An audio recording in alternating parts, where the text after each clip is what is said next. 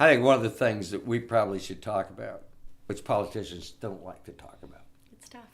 is the place of faith in our lives and in our campaign.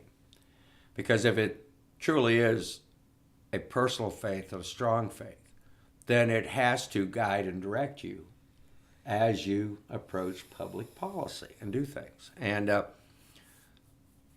have a very strong faith. I became a born-again Christian in 1983, July 30th, 4:30 in the afternoon. I was there, I remember, yes.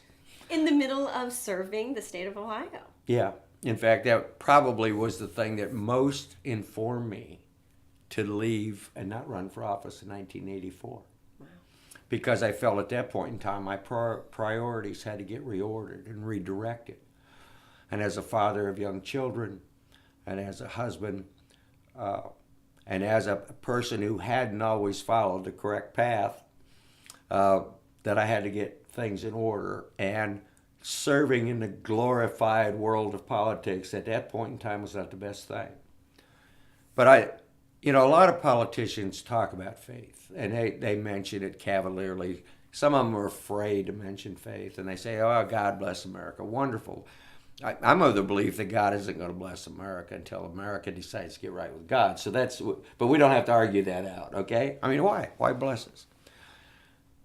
But I think that people should look to politicians and their position on faith, regardless of what it is, because it informs them of how that person's going to react in crunch time or in difficult times, or where the priorities come from for that individual. What's the basis?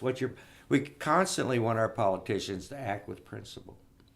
But unless we understand what their basis of principle is or what their foundational principle is, then we're always surprised when they do something stupid. What are they standing on? Is it a rock or sinking sand? Exactly. Or quicksand in some cases. Right. Yes. Yeah. So I think faith is an important component for me. And I think it should, even if you're not a believer in anything, and again, I'm a Christian, or if you believe another way, I can live with that. But I think you ought to be happy with somebody who has a firm foundation in faith, a firm, strong, a belief in God. And I think that also brings to us a sense of humility, because we don't believe that government is the answer to everything. We know there are answers. We know it's not. That's right. And we've seen that historically, and we also know it intuitively, I think, because we know there's a power greater than government. And as long as you know that, then that helps you go down the path where you're not using force and power to compel people to do it your way. Right. You let them have the freedom and the opportunity to find it their way, and hopefully the right way.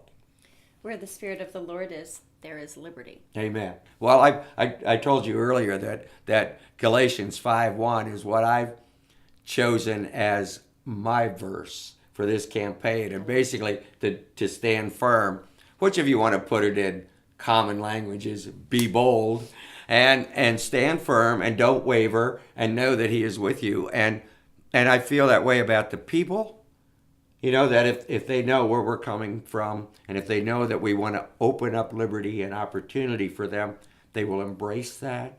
If they know that we want to take the big, enveloping, smothering arms of government and push them back, they will jump on board and help us with that. And so we say stand firm, Ohio, and be bold.